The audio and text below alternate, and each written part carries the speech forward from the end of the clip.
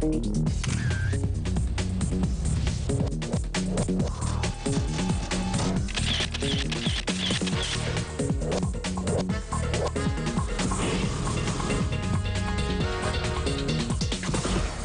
the camera is 1/10 of the situation. The romance is kind of gone, but there's new romance created. And this is my new girlfriend, right here. A good photograph, you know, it may be sort of like a beautiful woman. You know one when you see one, although it may be hard to describe. I like models that basically bring more to the party, something a little bit more dynamic, that can be more introspective, a little bit more like actors.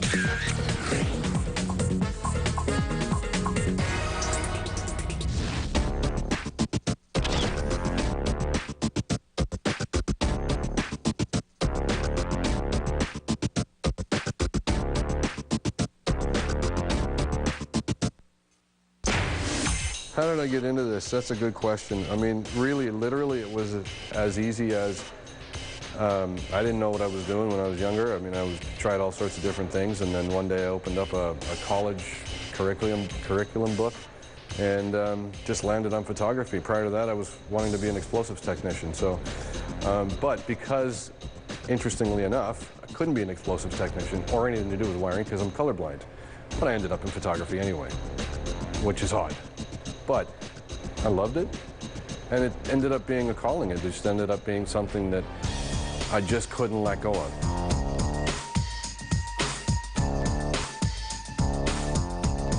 My images end up in magazines, they end up on billboards, they end up in different publications, wherever cars are sold and cars can be seen. I mean, if you want a car shot, you just come to me. I love the way light falls on these things. You know, wrapping light around a steel surface and a painted surface, sometimes you can't see the design of the paint unless you hit it with a really hard light. And then that brings the undertones of the paint out. So you have to light this thing twice. You have to light it for ambience, and then you have to light it for the specific paint that you're seeing. It's just fun to do. Today, the specific dealership has asked me to do this for their showroom. So they said, here's a car, go to it, do whatever you want. And that's when I like it. I mean, when someone says do whatever you want and they're willing to pay for it, hey, I'm there. That's fine with me. You know, the challenge for me is to show a car the way it has actually been built, the way it's been designed. And to show up the curves, because when I'm looking at it, I have to see those curves. Because if I light something and make it look flat, well, that's not really what the car looks like. And on top of that, once you do your best to light a car, then it's also up to the art directors and the retouchers to stay true to what you've tried to do.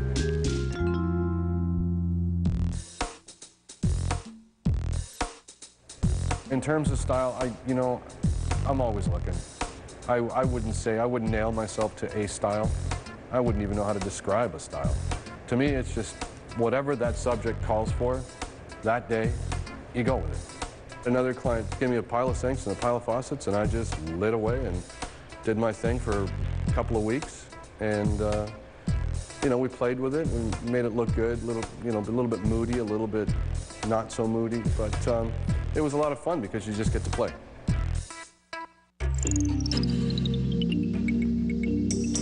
I'd like to get away from this stuff sometimes. It just gets a little bit too much, especially when you have a busy year, you just can't see straight anymore. So I get away to South America. The first time I went down, I thought, okay, I'll bring my camera down and see what happens, but I really just want to get away from everything. And that's when I decided, whoa, this is really cool. This is really kind of cool. And it was a different type of shooting. And as much as I wanted to not shoot, as much as I wanted to just chill out and, meet people and travel around, I couldn't help it. So I've done some close-up faces of these people that are just, I don't know if they're 40 or 80, but their faces are just like landscapes. They're incredible. You can look at them forever. And people have asked me, if there was a bit of culture shock, and I always found that the culture shock came when I returned. rather than when I was down there. So when I get back, what happens is everything that I've done there, I try to somehow apply to what I do here. And it influences what you do in the studio.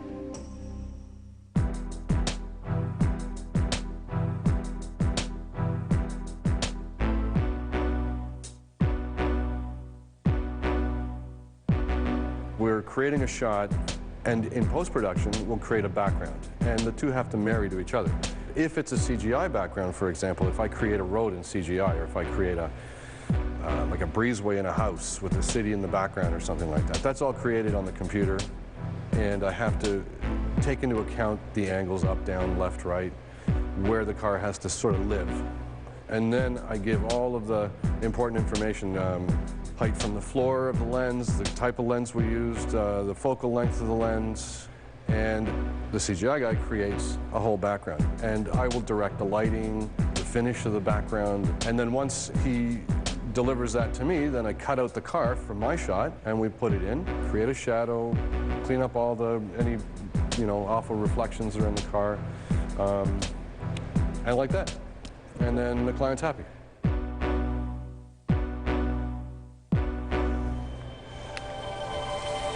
The actual act of photography, to me, it's touching the camera is 1/10 of the situation.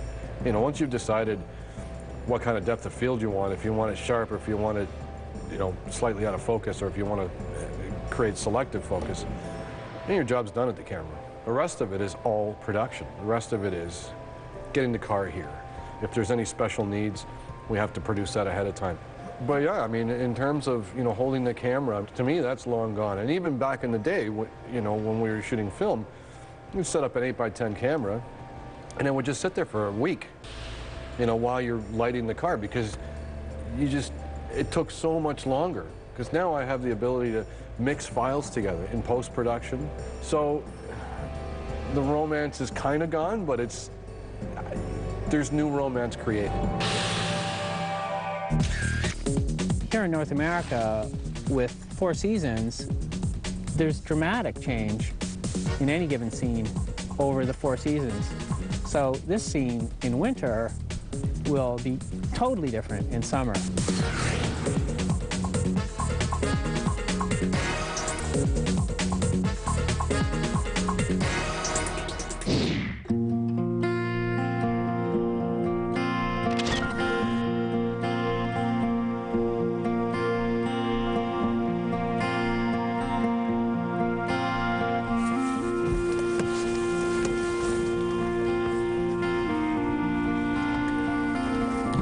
Okay, well, it's 6:45 in the morning. It's snowing.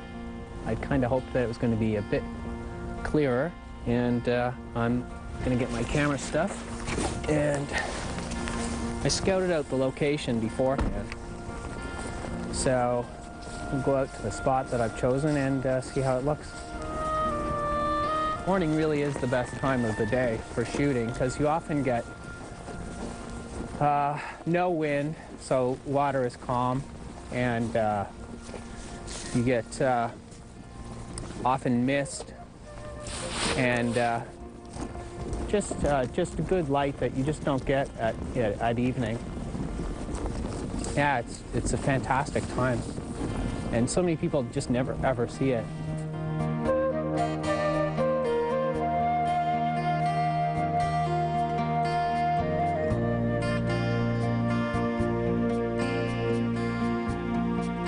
For my style, I would say I'm a classic landscape photographer, and I hope I have a characteristic style. I hope that when people see one of my pictures, they recognize that it's a Peter Bauer shot.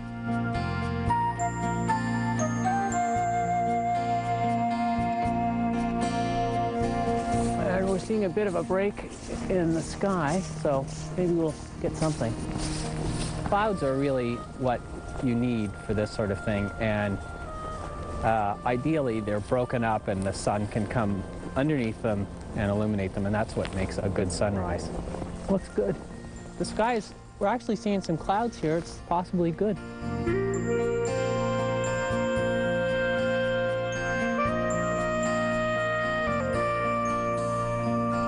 I I shoot landscape photography because I spend a lot of time in the outdoors, and you know, I would see these beautiful scenes in the mornings and in the evenings, and I wanted to try and capture them for really just originally to show my friends.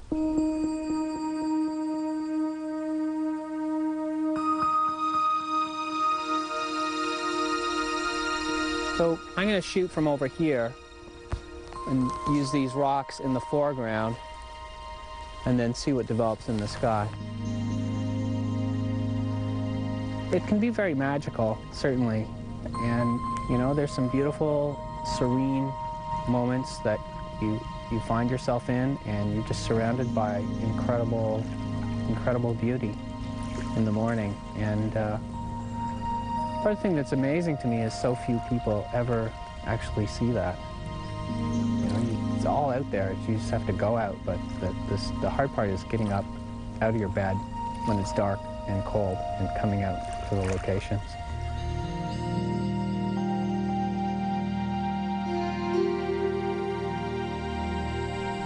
So what I do now is just take my camera and looking through the viewfinder, I make sure I've set up correctly.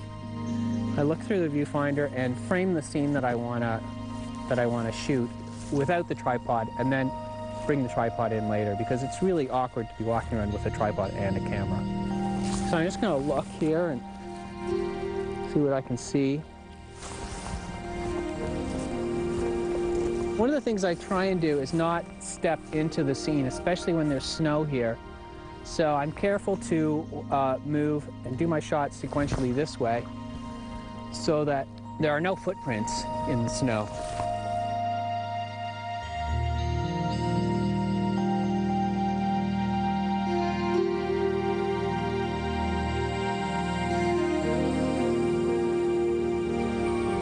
I would say that summer works best. It's a lot easier to shoot in summer.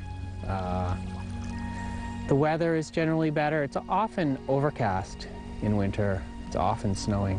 So, but that being said, with winter you get snow and ice, and that's a great element to work with, as long as you can handle the cold.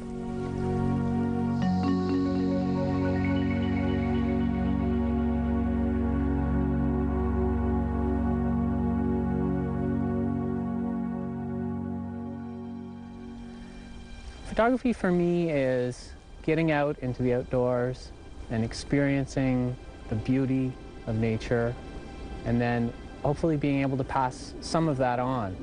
You know, I'm never able to really convey all of what I see, but just a small little glimpse of what I've seen in the morning.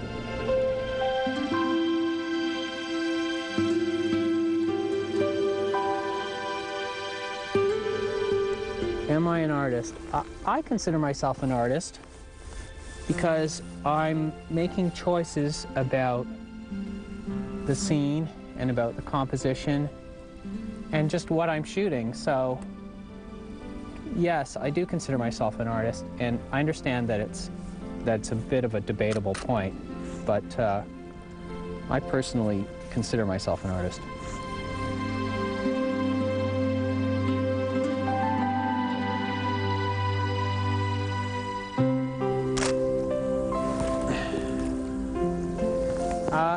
If I have to think of one shot that I'm really happy with, it's a canoeing shot. It's shot in morning. There's mist backlighting the canoeist, and it's just the one shot that I would pick as my ultimate favorite shot. The magic in that shot is the scene and the simplicity of the shot, and the idea that it's a magical moment. And I think there's sort of a psychological aspect where people insert themselves into the canoe in those scenes, and so they really identify with it.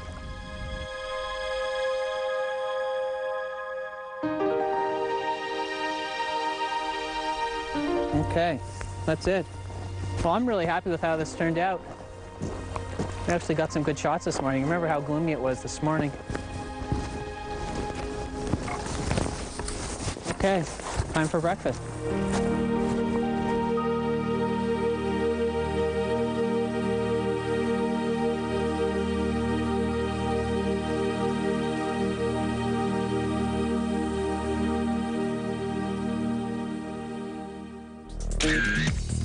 I think people consider me first and foremost a fashion photographer. But if they think of me as one thing, I try to just challenge them by doing the exact opposite.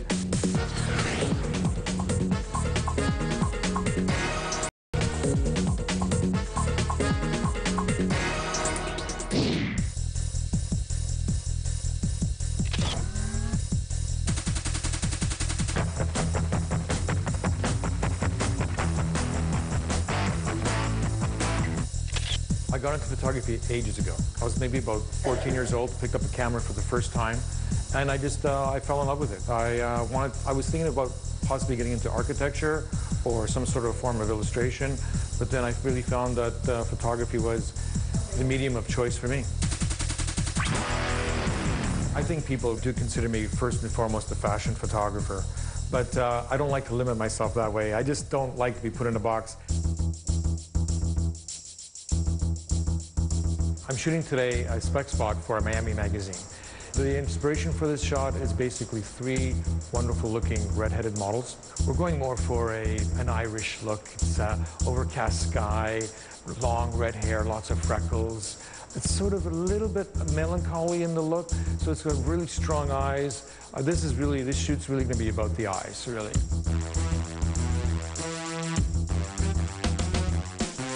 I'm going to get the 3 of you to step back about maybe like a good, half step around there. Okay. What I love about my job is that I'm doing something different every day. Getting to meet new people, and I really enjoy it now that I think I've reached a point in my career where I'm able to push things more and more my way, so I have more influence on what's going on in the photograph. The 2 of you, just a little bit tighter, almost like he's shielding you a bit from the cold. Just like that, that's it, okay? And Elise, yeah, I like that, what you're doing with the arm. Okay, let's try it out. You look really good. Mac, you ready with the fan?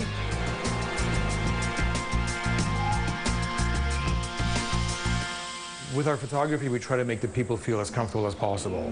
Basically, in terms of the shooting environment, whether we're on location, whether we're in studio, we try to just really make that happen with the music, and the space, of course, is really important too. So we tried to create the studio with a space that was very simple, minimalistic, a little bit zen, but modern. And so far the reaction has been really good. People really enjoy coming here, and oftentimes they don't want to leave. Okay, and relax 1 sec, let's have a look. I think this is going to work better as singles or maybe like groups of 2. I think 3, it's not going to really work quite as well. Just the eye is going to have too many places to travel to, as opposed to having like a clean line of just like one individual. It's more about the subtleties. So yeah, it'll probably work out better as singles. One of the things that I'm really known for is lighting. Clients really admire, and other photographers also admire my lighting. This particular example is an editorial that I shot for a magazine, and the challenge here was basically marrying the fiber optic cable, which you can see, along with the photography that we had to do, flash. It was like dragging the shutter was one of the main things to do, and of course bringing in strobe. Challenges to me are what make me feel alive, really. This was a difficult one to put together, but really successful, and it's getting quite a bit of notoriety. Good. Chin towards me again. That's it.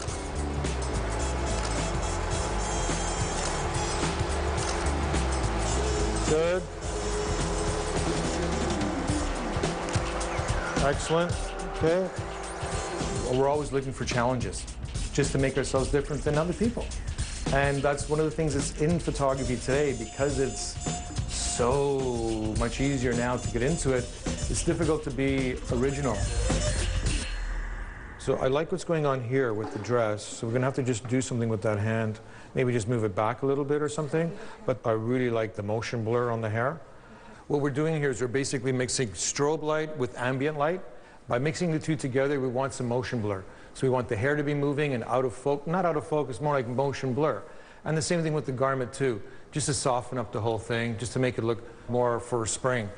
So the collaboration is very important, what we do.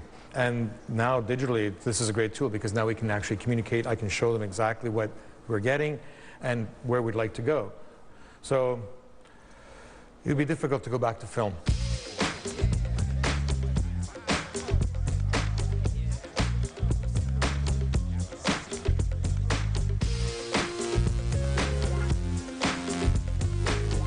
Being in the industry so long, I've seen a lot of changes, and definitely computers have affected what we do. The skills are changing. You don't have to be as good of a photographer if you're really good at Photoshop. But it's an interesting mix because now what seemed to be pretty much the impossible before, today is the possible. When I look back at my work, there definitely are a couple that are my favorites. One of them is more of a classic period that I was going through. Again, these black and white portraits, and the black and white portraits are of celebrities, so that of course helps quite a bit. The other stuff too that I've always is the more current work that I'm doing is the one that really moves me the most because it's what's happening today.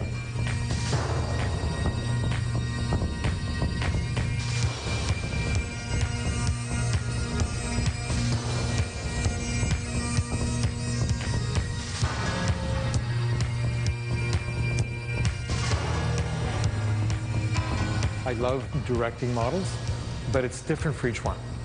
You have to really pick your style depending on the model. Age has a lot to do with it, level of experience has a lot to do with it. Sometimes just all you have to do is just basically put the music on and everyone starts feeling it. You don't have to even say a word. I like models that basically bring more to the party. Something a little bit more dynamic, more stronger with the eyes, that can be more introspective, a little bit more like actors.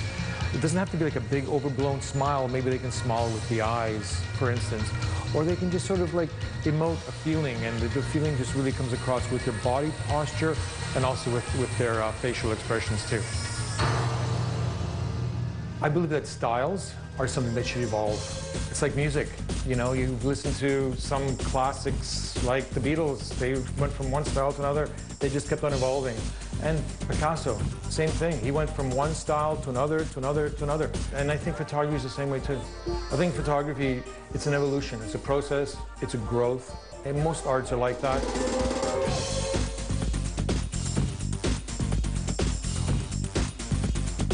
One thing that I really like about photography is that you're always learning. You get to see the world, meet very interesting people, like artists, musicians, and get to know them on a different sort of level. I think if you're intrigued with life and passionate about life, I can't say enough about photography.